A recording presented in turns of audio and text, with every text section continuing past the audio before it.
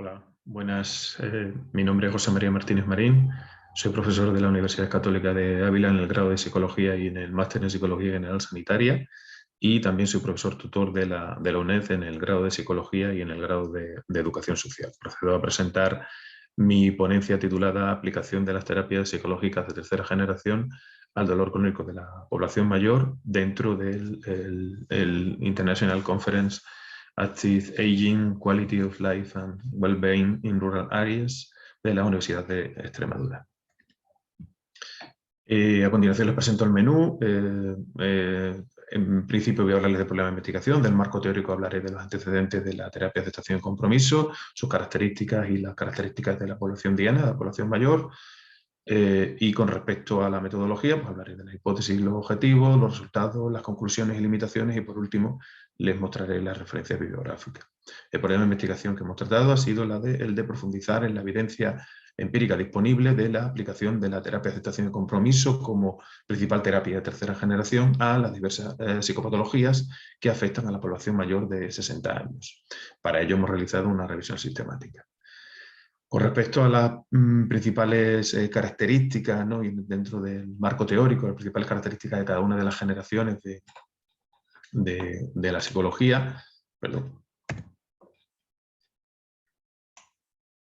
Nos encontramos que la primera generación pues, surgiría en la década de los años 50 del pasado siglo y se basa principalmente en los principios de la psicología del aprendizaje, resultantes del laboratorio y en la aplicación de técnicas y procedimientos experimentales. Hay dos paradigmas claramente diferenciados: el condicionamiento clásico, que parte del esquema de estímulo-respuesta y que postula como mecanismo de cambio el condicionamiento de nuevas respuestas y la extinción de las mismas, y el condicionamiento operante, que tiene como referencia el conductismo radical de Skinner, y el objetivo principal es poder predecir y controlar el comportamiento a través del análisis de las variables contextuales.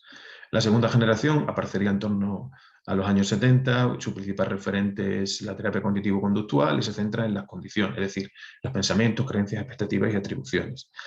Las terapias que pertenecen a este paradigma pues, se caracterizan principalmente por intentar modificar, reducir, eliminar o alterar los eventos privados que una persona tiene para poder modificar la conducta.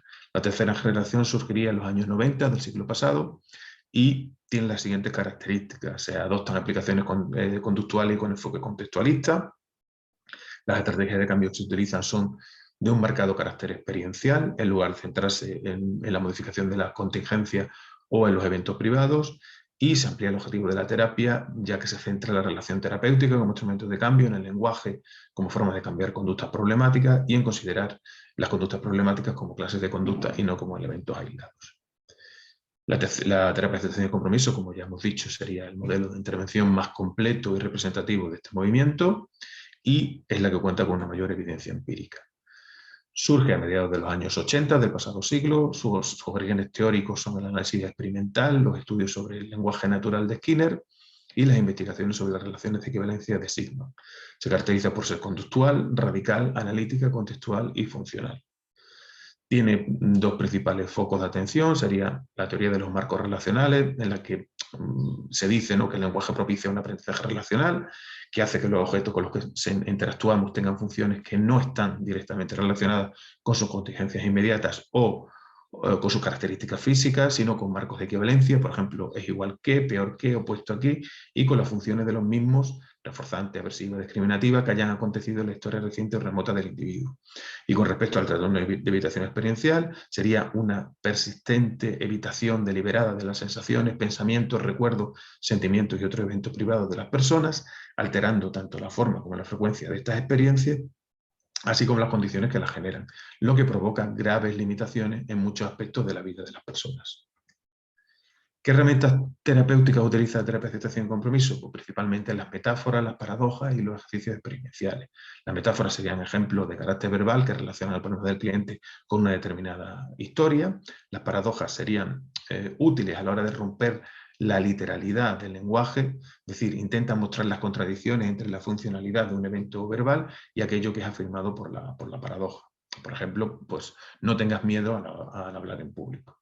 Y los ejercicios experienciales se practicaría la exposición a los pensamientos, sentimientos, recuerdos y sensaciones, es decir, a todos los eventos privados que provocan malestar en el cliente, de tal forma que estos sean vivenciados sin rechazo ni evitación. Con respecto al envejecimiento, lo podríamos definir como un proceso natural, complejo y heterogéneo que produce una disminución o deterioro funcional de algunos órganos y sistemas, una reducción de la velocidad de reacción y de los procesos de percepción sensorial, transformaciones en la apariencia y en el desempeño físico, una disminución de la oportunidad de relaciones interpersonales y un cambio en las percepciones de los demás, las autopercepciones y los roles que el individuo desempeña en su comunidad. La psicología tiene una serie de aportaciones para que este proceso sea lo más exitoso posible. Por ejemplo, dar a conocer a la sociedad y al usuario los cambios que llevan consigo el envejecimiento para poder suprimir las creencias erróneas, entrenar estrategias que puedan compensar aquellos déficits cognitivos y de funcionalidad, promover y reforzar la autoestima y la presión de la afectividad y potenciar el interés en un aprendizaje continuo de contenidos adaptados a las condiciones físicas y psicológicas de cada persona. ¿Qué hipótesis nos hemos planteado en este trabajo? Bueno, pues si eran efectivas las aplicaciones de la terapia de aceptación y compromiso como representante de terapias de tercera generación en las psicopatologías presentadas en la población mayor. Nos planteamos como objetivo analizar el grado de evidencia clínica de la aplicación de la terapia de aceptación y compromiso en las diferentes psicopatologías en la población mayor de 60 años a través de una revisión sistemática de la literatura científica reciente. Esta revisión se realizó en la siguiente base de datos que tienen ustedes ahí, en un periodo desde el año 2000 hasta el año 2020, y las áreas de búsqueda fueron psicología, medicina, neurociencia, psiquiatría, gerontología y ciencias de la conducta. Ahí tienen el esquema de este proceso de búsqueda. Partimos de 196 artículos, llegamos a la selección de 10 artículos, por tanto se eliminaron 79 duplicados y 117 artículos por título de resumen, y los criterios de elegibilidad los tienen ustedes ahí. Aceptación y compromiso como tratamiento único principal, ser un caso una muestra que tenga un diagnóstico clínico, muestras de personas mayores de 60 años, que estén en inglés o español y que sean de libre acceso. Les muestro los principales resultados, los estudios por países de procedencia. Como ven, hay una muestra muy grande de mujeres con respecto a hombres, y las revistas seleccionadas, como pueden ver, tienen unos factores de impacto importantes y estaban en el primero o segundo cuartil. En este cuadro de resumen voy a centrar sobre todo en el dolor crónico. Como ven ustedes, las intervenciones se basan principalmente en los clásicos, los referentes de aceptación y compromiso, por ejemplo, ICE y el modelo SOC de Baltz, y nos encontramos con que hay una disminución de la creencia de que la medicación sea el tratamiento principal del dolor, pero no hay diferencias significativas entre los grupos en interferencia del dolor, en las actividades de la vida diaria, el ánimo, las relaciones interpersonales y familiares, el sueño y el autocuidado. En el segundo estudio hay una disminución significativa en la interferencia del dolor, de la ansiedad asociada al mismo, en el incremento del uso de estrategias de compensación, en las creencias catastróficas relacionadas con el dolor y en la interferencia del dolor a la hora de caminar.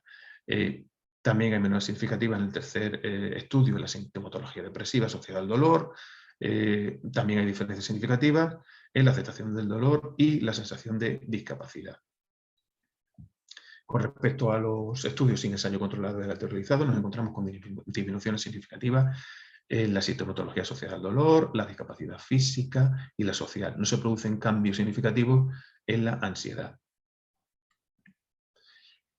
Como conclusiones con respecto al dolor crónico, en 2 de los 3 estudios experimentales se encontraron mejorías en la aceptación y la interferencia del dolor tras la aplicación del tratamiento en el periodo de seguimiento.